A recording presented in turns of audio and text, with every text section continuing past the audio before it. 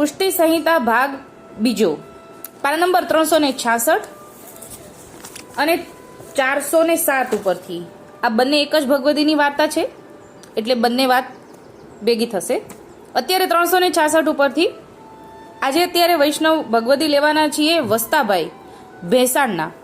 વાસોભાઈ ને વસ્તાભાઈ જે છે એ નથી, આ ભેસાણના વસ્તાભાઈ છે. વાસોભાઈ વસ્તાભાઈ વિરમ ગામના અને આ દરજી વૈષ્ણવ છે, એની વાર્તા છે. અને સાલ છે 1701ની. ગોપેન્દ્રલાલજીનો બીજો પરદેશ. એ વખતે ગોપેન્દ્રલાલજી ભેસાણ પધાર્યા છે. ત્યાં વસ્તાભાઈ નામના દરજી છે, એમણે પોતાનું પરમ ભાગ્ય માનીને પ્રભુને શરણે થવાની ઈચ્છા થઈ. હવે આ વસ્તાભાઈને પ્રથમવાર ઠાકોરજીના શરણે અત્યારે મળે છે અને અત્યારે શરણદાન પામે છે 1701ની સાલમાં. તેને નામ સમરણ આપીને તેના ત્રિવિધ તાપનો નાશ કર્યો. કયા સ્વરૂપ? ગોપેન્દ્રલાલજી છે. જેથી વસ્તાભાઈ પોતાના ભાગ્યની વડાઈ કરવા લાગ્યા. પ્રભુજીને ભેટ ધરી ચરણ સ્પર્શ કરીને અતિ આનંદિત થયા.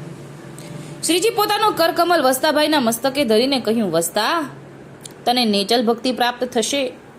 એ ગોપેન્દ્રલાલજીએ પોતે પોતાનો શ્રીહસ્ત વસ્તાભાઈના મસ્તકે મૂક્યું છે અને વાયક કરી દીધું કે તારી ભક્તિ નેચલ થશે. આમ શ્રીજીના વચન સાંભળી વસ્તાભાઈ ઘણું વિહવળ થઈ ગયા, રોમાંચિત થઈ ગયા. શ્રીજીને દંડવટ કરતા બોલ્યા, રાજની કૃપા જાણું. ભેસાણમાં પ્રભુજી પધાર્યાના સમાચાર જાણીને જૂનાગઢના વૈષ્ણવ પ્રભુજીને જૂનાગઢ પધરાવી જવા માટે ચાલ્યા. હરજી વ્યાસ, રણછોડભાઈ બંને રાણપુર સુધી સામા આવ્યા. હવે આ હરજી વ્યાસ કયા? જે ગોપાલાલજીના વખતના ગોપેન્દ્રલાલજી વખતે પણ છે અને મહારાજ જમનેશ વખતે પણ આ હરજી વ્યાસને ત્યાં જ મહારાજ જમનેશે 12 મહિના બિરાજ્યા. એ આ હરજી વ્યાસ એ ભેસાણથી ઠાકોરજીને જૂનાગઢ પધરાવી જવા માટે રાણપુર સુધી સામા ચાલ્યા. પ્રભુ શ્રી ગોપેન્દ્રલાલજી રાણપુર પધાર્યા હતા, એમનું દર્શન થયું. ત્યાં પ્રભુજીને જૂનાગઢ પધરાવવાની વિનંતી કરી. પ્રભુજીએ તેમની વિનંતી સ્વીકારીને જૂનાગઢ પધારવા પ્રયાણ કર્યું. હવે આ તો શરણદાન પામ્યા વસ્તાભાઈ, હવે ભલી ભાતે ઠાકોરજીના સેવક થયા છે. હવે આપણે અત્યારે વાત લઈશું 1727 ગોપેન્દ્રલાલજીનો 5મો પ્રદેશનો. ત્યારે પણ ભેસાણમાં વસ્તાભાઈના ઉલ્લેખ આવે છે, એ આપણે લઈશું. અનુસંધાન છે, ગોપેન્દ્રલાલજીએ ફિરંગી સાથે યુદ્ધ થયું અને ત્યાં ફિરંગીઓને હરાવ્યા. એ પ્રસંગ આપણે અલગથી પહેલાં લેવાઈ ગયેલો છે, અત્યારે માત્ર એનું અનુસંધાન જ કરીએ. એ પછીની વાત છે કે દીવથી ઠાકોરજી અમરેલી પધાર્યા છે અને અમરેલીથી ભેસાણ પધાર્યા છે. ત્યાંનો પ્રસંગ હવે સીધો લઈએ, કેમ કે આપણે વસ્તાભાઈનો જ પ્રસંગ લઈએ છીએ. ભેસાણમાં શ્રીજી પધાર્યા, ત્યાંથી મોજે ભેસાણ પધાર્યા, એટલે કે અમરેલીથી ભેસાણ પધારે છે. રસોઈ તથા ડેરાનો સામાન બધો વસ્તાભાઈએ સિદ્ધ કરીને ઉતારવા માટે સર્વ વ્યવસ્થા કરી. એટલે ઠાકોરજી સાથે ઘણો બધો રસાલો છે, કેમ કે યુદ્ધ થતી વખતે ઠાકોરજીની સાથે ફોજ પણ હતી રાજાની, અને વૈષ્ણવો પણ હતા. અને ત્યાંથી સીધે સીધા અમરેલી અને અમરેલીથી ભેસાણ, એટલે બધા સાથે સાથે છે. આ બધાના સમાધાનની ઉતરવાની બધી વ્યવસ્થા આ વસ્તાભાઈએ ભેસાણમાં કરેલી છે. હવે ઠાકોરજીને આટલા બધા વૈષ્ણવની સમાધાનની રસોઈ, ઉતારા, કલેવા, જળપાન બધું, કોઈને કોઈ તકલીફ ન પડે, સુખ જોયું. હવે અચાનક જ ગોપેન્દ્રલાલજી કહે છે, હું અહીંયા ભોજન નહીં કરું. અરે, આટલી બધી વ્યવસ્થા છે અને ગોપેન્દ્રલાલજી અચાનક જ ના પાડી દીધી કે હું અહીંયા ભોજન નહીં કરું. ત્યારે વસ્તાભાઈ બહુ દુઃખી થયા. પણ બીજા વૈષ્ણવ હોય ને, સંગી વૈષ્ણવ, જેને વસ્તાભાઈનું દુઃખ સહન ન થતું હોય, ત્યારે વસ્તાભાઈને વૈષ્ણવે કહ્યું, ભગવદ ઈચ્છા, તારે પહોંચે તે ભેટ ધર. એટલે કે આ સેવા ઠાકોરજીએ નથી લીધી, કંઈક લીલા છે, પણ તું ભેટ ધર, તારાથી બનતી ભેટ ધર. ત્યારે વસ્તાભાઈએ સોનાની કડી ઉતારીને ઠાકોરજીને ભેટ ધરી અને વસ્તો દિલગીર દીઠો. એટલે દુઃખ તો બહુ થાય છે કે આટલી બધી સમાધાનની વ્યવસ્થા કરી અને ઠાકોરજીએ સામેથી ના પાડી દીધી કે હું અહીંયા ભોજન નહીં કરું. થયું શું? મનમાં સવાલ થાય. જો આપણે અપરાધ કર્યો હોય ને તો આપણને આપણો અપરાધ યાદ ન આવે, યાદ જ ન આવે. આપણી દ્રષ્ટિ આપણા જ અપરાધની તરફ ન વળે. અહીંયા આપણને એ લીલા દર્શાવે છે વસ્તાભાઈ અને ઠાકોરજી કે વસ્તાભાઈ દિલગીર દીઠા, એટલે શ્રીજીએ કૃપા કરી. હવે આ લોકો વિજય થવાની તૈયારી છે અને ઠાકોરજીથી આ વસ્તાભાઈનું દુઃખ સહન નથી થતું. ઠાકોરજીએ કૃપા કરી.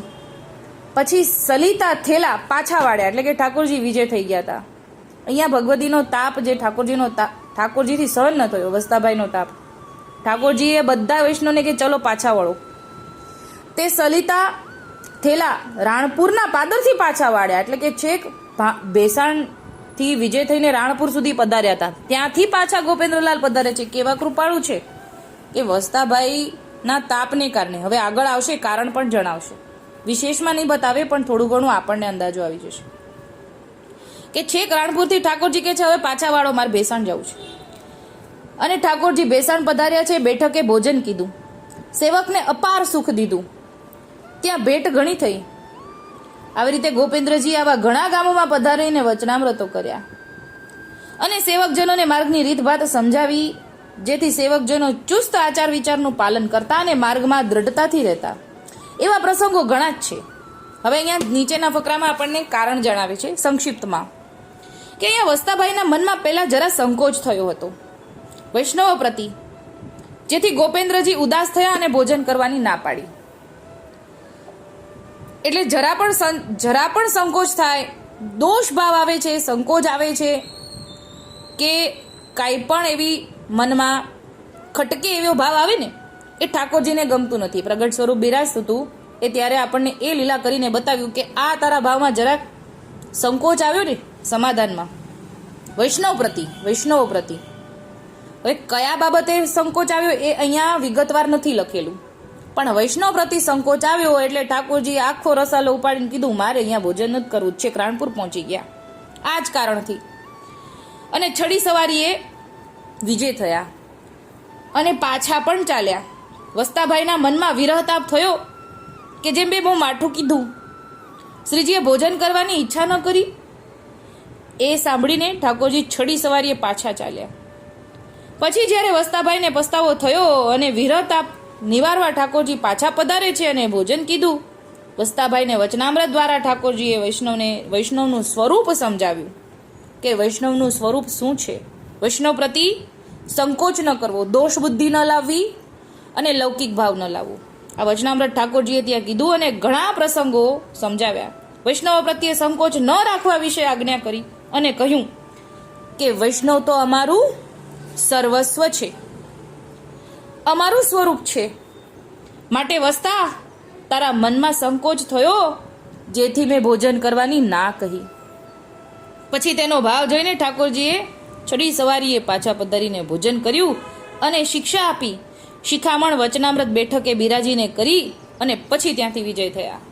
આ લીલા ઠાકોરજીએ ભેસાણમાં કરી અને આપણને સમજાવ્યા છે કે ત્યારે તો ઠાકોરજી પ્રગટ સ્વરૂપે બિરાજતા હતા, કારણ પણ સમજાવ્યું અને જઈને પણ ભોજન ન કરીને પણ બતાવ્યું કે ઠાકોરજી અપ્રસન્ન છે. મારા વાલા, આપણને તો અત્યારે આપણી એવી પણ લાયકાત નથી કે આપણને ઠાકોરજી જવાબ પણ આપે કે તારો આ દોષ થયો. વસ્તાભાઈ તો એવા કૃપાપાત્ર છે કે ઠાકોરજીને પાછા પણ પધાર્યા અને ઠાકોરજીએ જવાબ પણ આપ્યો. આપણે આપણાથી એવા અપરાધ જો થઈ જાય તો આ વસ્તાભાઈનો પ્રસંગ યાદ કરીએ. એવા ઘણા પ્રસંગો આપણને મળી આવે મારા વાલા, પણ આપણે આ વસ્તાભાઈને પ્રસંગ આપણે અલગથી લીધેલો જ નથી ભેસાણનો, એટલે આપણે આ લીધો સાથે અને આ લીલા લીધી. અત્યારે આટલું જ બોલીને મારી નાની વાતને વિરામ આપું છું. બોલો શ્રી ગોપાલ લાલ કી જય.